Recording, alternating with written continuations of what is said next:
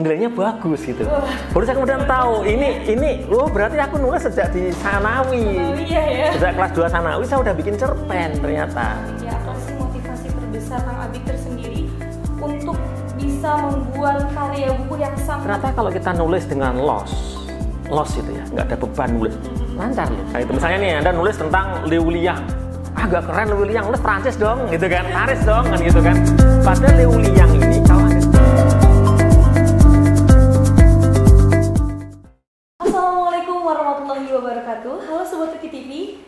Sekarang pada kali ini kita kedatangan tamu yang sangat spesial ya, yaitu penulis bestseller. Ada Ustadz Habibur Rahman Al-Shirazi yang biasa disebut dengan Kang Abi. Sebelumnya kita sapa dulu untuk tamu kita pada kali ini ya. Assalamualaikum Kang Abi. Waalaikumsalam. Sehat Kang Abi? Alhamdulillah. Masyaallah. Terima kasih Kang Abi sudah mau datang di Uki TV pada kali ini ya Pak Kang Abi ya. Alhamdulillah bahagia bisa silaturahim di sini. Alhamdulillah. Oke, Sobat Uki TV, kita langsung aja nih, kita mau sharing bersama Kang Abi, dan kita mau tahu juga nih gimana nih Kang Abi dalam menulis, dan juga kita pengen tahu juga nih karena Kang Abi ini habis meluncing sebuah buku yang berjudul Al-Kalimat. Sebenarnya kita mau tahu. Sebentar Mbak, saya teruskan Mbak. Al-Kalimat itu bukan buku saya. Iya. Jadi Al-Kalimat itu karyanya Al-Imam Badi'uzzaman Said Nursi yang baru kali ini diterjemahkan dalam bahasa Indonesia. Jadi bukan karya saya, nanti salah paham pula nanti. Ternyata buku terjemahan ya. Iya, dan yang menerbitkan itu adalah Nur Semesta. Jadi satu yayasan di Jakarta yang memang dia menyebarkan kemudian mengenalkan karya-karya Al-Imam Badi'uzzaman Said Nursi. Saya diminta untuk bukan menerjemah, diminta untuk membedah tadi itu. Membedah berkaitan dengan ulang tahun Institut Ummul Qura. Lah, gitu. Jadi gitu, pasnya begitu. Ya, sudah salah paham. Oke, sebelumnya Kang Abi kita mau tahu dulu nih dari awalnya Kang Abi ya, apa sih motivasi terbesar Kang Abi tersendiri untuk bisa membuat karya buku yang sangat begitu banyak dan luar biasa, sampai banyak banget yang bestseller kan nih ya. Kira-kira apa sih motivasi terbesarnya itu Kang Abi? Jadi pertama bahwa menulis itu tradisi ulama-ulama kita. Dan menulis juga bagian dari perintah Allah sebenarnya. Ketika Allah berfirman, Iqra bismi rabbikal ladzi khalaq, khalaqal insana min 'alaq, Iqra warabukal akram alladzi 'allama bil qalam. 'Allamal insana ma lam ya'lam. Jadi 'allama bil qalam itu Allah mengajar dengan perantaraan qalam. Qalam ini maksudnya kalau para ulama menjelaskan itu al-qiraah wal kitabah. Membaca dan menulis. Dengan perantaraan membaca dan menulis inilah Allah mengajar manusia yang tidak diketahui oleh manusia. Maka membaca dan menulis itu adalah wasilah untuk sampainya ilmu pengetahuan secara luas. Ya kan? Jadi kemudian menjadi peradaban Islam kalau kita perhatikan itu juga basis awalnya yang ilmu ini. Membaca dan menulis. Jadi kalau ditekankan motivasinya apa? Motivasi utamanya ya melaksanakan perintah Allah. Masya Allah. Iya, sebagai santri kan begitu kan diajarinya kan ya. Selanjutnya nih kita mau tahu juga nih Kang Abi, kira-kira gimana sih caranya biar kita tuh bisa istiqomah dalam menulis? Jujur saya sedikit sharing ya, Oke friend. Saya itu kan punya blog ya Kang Abi ya. Tapi dalam blog itu sebenarnya agak sedikit kurang pede gitu untuk nulisnya.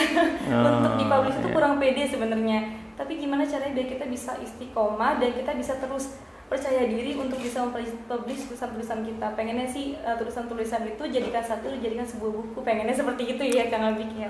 Baik. Jadi untuk istiqomah Mbak, yang pertama itu kita mesti tahu tentang fadilatu al-kitabah, keutamaan menulis. Kenapa sih kita harus menulis? Kenapa saya harus menulis? Kalau tahu keutamaannya itu kita akan mudah untuk istiqomah. Karena kita tahu ada keistimewaan di situ yang kita dapatkan, kan begitu kan. Saya nggak akan menjelaskan itu, dicari aja keistimewaannya banyak sekali kan. Kemudian yang kedua adalah ya harus sering bertemu dengan orang-orang yang istiqomah. betul. Kalau nulis ya ketemu dengan orang istiqomah nulis kan itu kan. Kalau iya karena lihat teman sini keluarin karya apa sih saya kok masuk enggak kan gitu kan begitu ada begitu kan begitu. Maka dalam Al-Qur'an itu supaya kita istiqomah ibadah itu kan waqimus sholata wa atuz zakata terus warka'u ma'ar rakiin kan begitu kan. Rukuklah bersama orang-orang yang rukuk. Itu kunci istiqomah di situ. Ya kita diminta sholat, iya. Tapi kalau kemudian ketemunya orang yang malas sholat, kadang-kadang bisa malas juga. Iya benar ke bawah ya. Iya.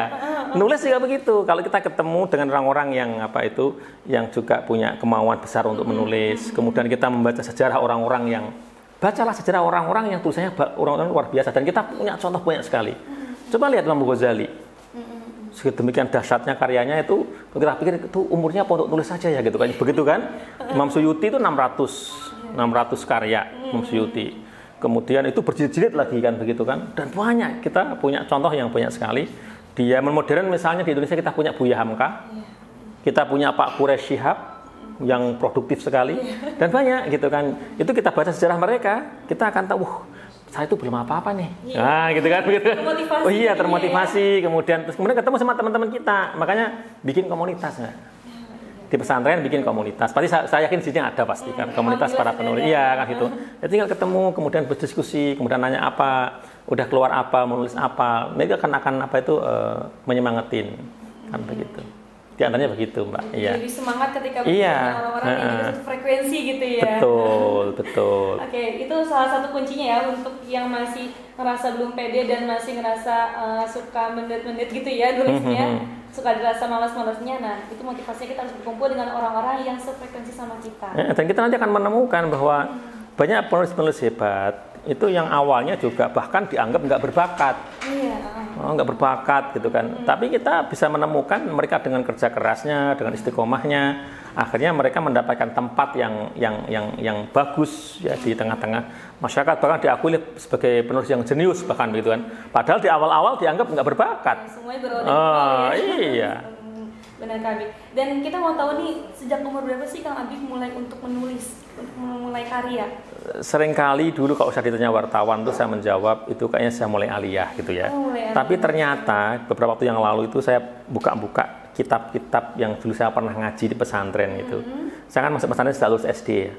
Kemudian di Sanawi saya sudah ngaji beberapa kitab ya, ada Ibnu Aqil, ada macam-macam lah itu kan. Suatu ketika saya buka-buka lagi kitab-kitab dulu itu, saya menemukan ada lembaran tertulis di situ satu lembar itu halaman depan dan belakang itu tertulis lengkap, ada tulisannya nama Habibur Rahman kelas 2 MTS Futuhiyah 1 Meranggen. Dan itu cerpen ternyata Mbak. Cerpen ada nilainya. Nilainya bagus gitu. Baru saya kemudian tahu ini berarti aku nulis sejak di Sanawi. Ya. Sejak kelas 2 Sanawi saya udah bikin cerpen ternyata. Sudah bisa berkarya gitu. Jadi ya, sejak kelas 2 MTS saya sudah bikin cerpen yang dinilai oleh guru saya saat itu.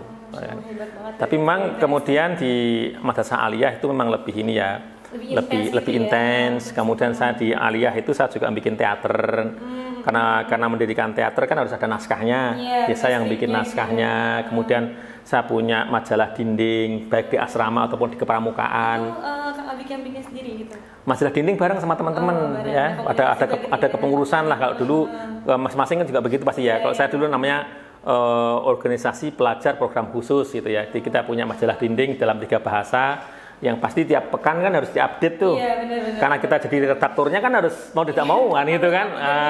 Iya gitu. Jadi kadang-kadang ada beberapa hal yang karena terpaksa ya, karena sebagai tanggung jawab sebagai pengurus majalah dinding kan gitu kan, atau redaktur majalah dinding. Iya, bertanggung jawab kan gitu kan. Kadang-kadang misalnya nggak diganti kan kemudian teman-teman kan pada cerewet. Gimana sih males ini itu kan redakturnya kan. Mau nggak mau dari Madin Iya, karena kan nulis kan begitu, terpaksa nulis di Madin. Ternyata ya itu cara Allah untuk menggembleng kan gitu kan. Sama juga ketika sudah masuk di Mesir juga seperti itu ketika saya kuliah di Mesir dengan menulis apa yang saya lihat, nulis surat kepada ibunda. Jadi itu waktu saya kuliah di Mesir itu Mbak, kalau saya nulis surat ke ibu itu sampai 16 halaman. Masya Allah, 16 halaman Iya, itu. saya ceritakan surat semuanya detail gitu kan. Bahkan pertama kali nulis surat itu langsung 16 halaman tuh saya ceritakan perjalanan itu ya, dari Jakarta naik pesawat. Karena pertama kali naik pesawat kan. Kemudian di mampir di Bahrain seperti apa, awal landing seperti apa, di pesawat dapat apa saja, kan gitu-gitu saya ceritakan semuanya. Gitu ya? Iya, awal tiba di Mesir, apa yang saya rasakan saya ceritakan ke ibu semuanya gitu. Sampai 16 halaman itu. Ternyata itu juga cara Allah untuk untuk bercerita kan itu kan. Jadi ternyata kalau kita nulis dengan loss itu ya, nggak ada beban nulis, lancar loh. Makanya kalau nulis loss aja. Saya setuju kalau gitu. Karena kalau saya lagi punya beban terus nulis tuh kayak udah stuck di situ. Maka gitu loss ya. aja, nulis loss aja gitu. Benar-benar. Kadang kalau misalkan kita lagi santai terus kita refresh banget otak kita, itu lebih mudah ya untuk menemukan kata-kata. Iya, pokoknya yang ini aja nulis itu ternyata dan itu pengalaman saya nulis ayat cinta sebagainya. Nulis itu ternyata mudah itu kalau nulis apa yang paling dekat dengan kita. Yang dekat dengan kita, yang paling kita ketahui, yang paling kita suka. Udah 3 itu kayak itu. Yang dekat, paling dekat dengan Anda, paling Anda ketahui, paling Anda suka. Udah tuh lancar, tulisan enak itu pasti. Benar-benar. Tapi kalau misalnya Anda nulis jauh, nggak tahu juga, gitu kan. Kemudian ya senang artifisial dibuat-buat ya karena lagi ngetren begini selalu ya gitu kan.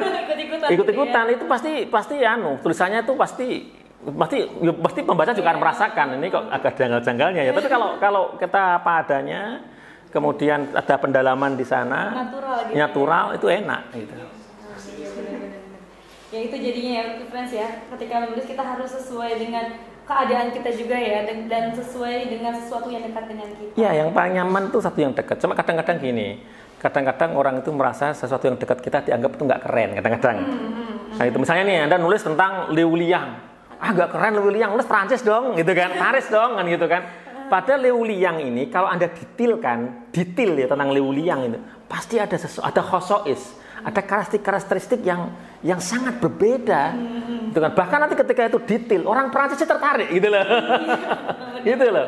Ya yang tahu Liu Liang kan, ya oke orang-orang dekat sini tahu, tapi orang saya aja yang Jawa Tengah kan nggak begitu banyak tahu, kan begitu. Kampung Anda, mungkin Anda kalau nulis tentang kampung saya nggak ada apa-apanya gitu. Nggak ada apa-apanya kayaknya orang pada tahu kata tetangga saya kan begitu kan.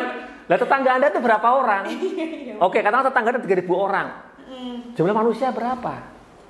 5 miliar? Itu mereka nggak tahu detail tentang kampung Anda. Hanya tahu tapi nggak detail. Justru kalau Anda sampaikan dengan detail, apa itu kan dekat sama Anda. Kan enak kan gambarnya Anda udah tahu kan. Lorong-lorongnya kan enak sekali. Itu akan jadi karya yang bagus. Saya mencontohkan misalnya Ayat Cinta itu apa yang saya tahu, dan itu apartemennya Fahri, itulah tempat saya dulu nginap, tempat saya bertahun-tahun ini. Gampang kan menggambarkan kan? Karena dekat dengan kita. Iya. Sama juga ketika saya bikin Ketika Cinta Bertasbih, saya letakkan yang di Indonesia kan settingnya di Solo, Kartosuro. Itulah tempat saya juga di sana ngajar. Saya sewa rumah di situ. Nggak usah neko-neko kan itu kan? Ya kan? Ternyata orang juga bahkan orang dari luar Jawa pada datang ke Kartosuro itu ke Klaten Desa Wangen itu yang ada pesantrennya Ana Altafun Nisa itu nyari pesantrennya ya padahal nggak ada di situ. Seru banget ya. Bersama Kang ini benar-benar sangat meluas gitu wawasannya jadi semakin bertambah nih Kang. Iya, jadi kadang-kadang itu orang wah aku kalau nulis novel tuh misalnya tuh harus yang settingnya ya boleh kalau Anda tahu itu detail. Kalau Anda misalnya nggak tahu tentang Prancis, Anda nulis tentang Prancis, Anda ngada-ngada, itu malah jadi orang yang tahu Prancis bikin, kok begini ya kan gitu kan, nulis apa ini kan gitu kan misalnya ini. Tapi kalau Anda nulis tentang kampung Anda, orang lain mau mengkritisi Anda bisa jawab, kenapa? Ini kampungku kok gitu. Kampung sama seperti ada sastrawan Ahmad Tohari, dia nulis beliau itu kan nulis tentang perdesaan itu kan detail banget ya, tentang apa itu burung-burungnya, tentang kata, tentang macam-macam kelelawarnya juga, dalam perdesaan lah gitu. Suatu ketika dia nulis kan ada kejadian apa itu tentang ini ya, apa itu terkait sama biologi sebenarnya. Lah dia kan dibantah sama yang ahli biologi, enggak begini seharusnya gini. Dia malah bantah balik, itu namanya Anda ahli biologi yang cuma di buku. Saya tuh lihat sendiri. Realitanya gitu ya. Iya.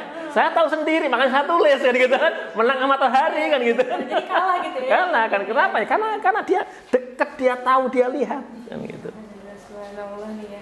Jadi satu hal yang kita lihat itu bisa kita ungkapkan dalam sebuah tulisan. Betul, betul ya. Oke, sekarang ada pertanyaan selanjutnya nih Kang Abik nih. Kira-kira nih untuk pesan Kang Abik kepada santri-santri biar lebih semakin tertarik dalam sebuah tulisan, lebih semakin tertarik dalam sebuah literasi, apa nih kira-kira Kang Abik? Pesan untuk teman-teman santri pertama tadi saya sampaikan di depannya, menulis itu perintah Allah. Artinya kalau kita menulis itu dengan niat yang betul, itu menjadi ibadah kan?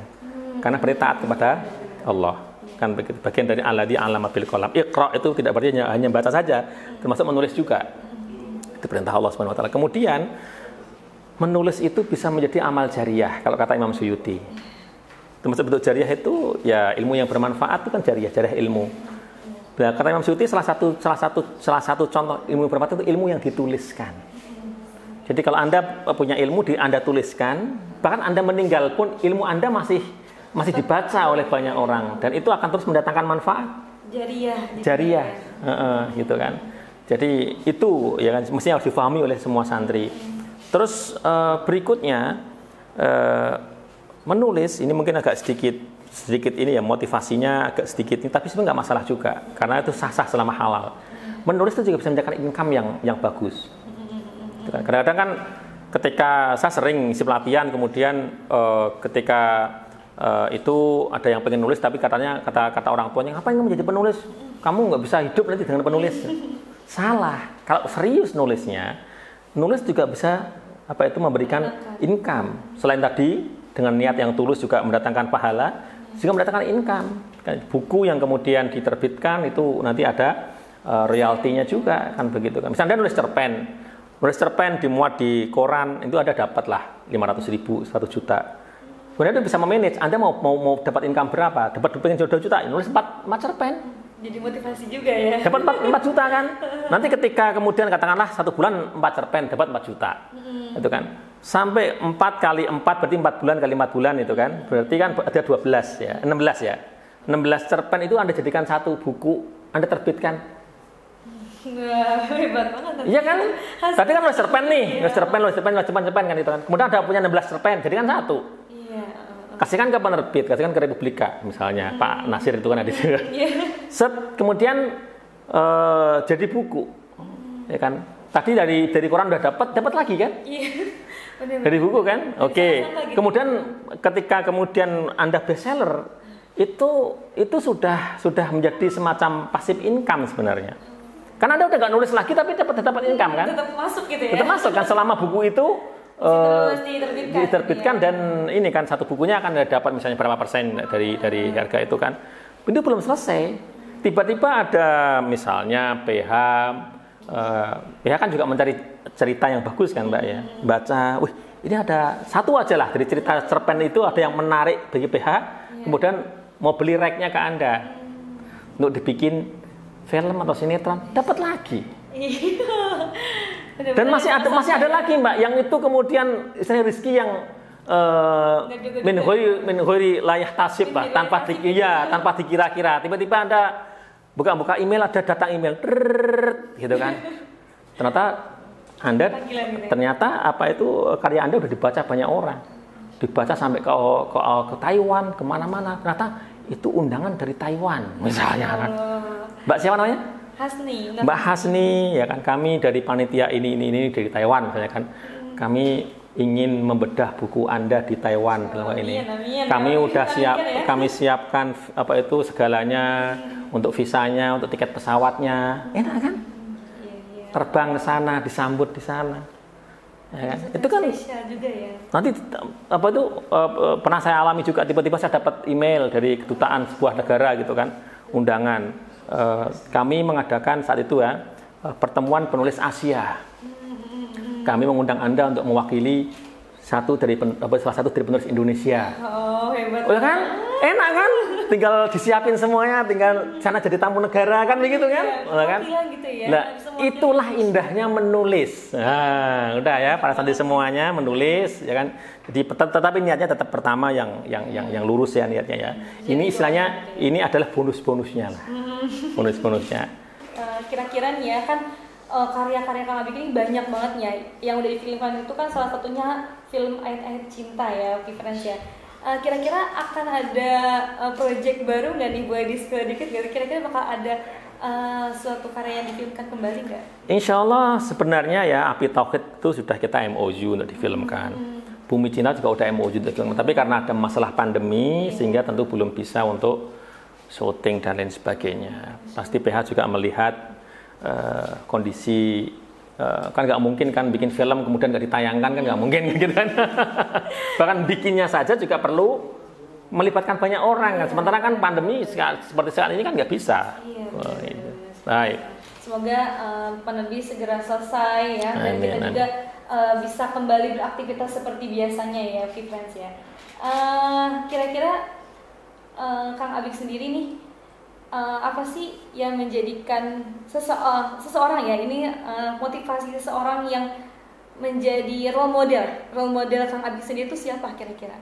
Banyak ya. Pertama tentu para ulama tadi ya, para ulama-ulama yang kita baca sejarahnya itu menjadi role model. Kita melihat bagaimana mereka itu menggunakan waktunya secara maksimal ya. Karena menulis itu juga terkait sama penggunaan waktu kan.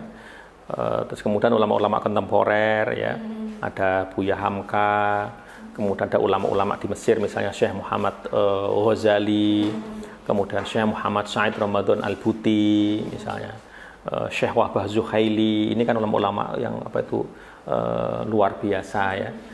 Itu menjadi role model. Seru sekali ya berbincang dengan seseorang yang berwawasan luas.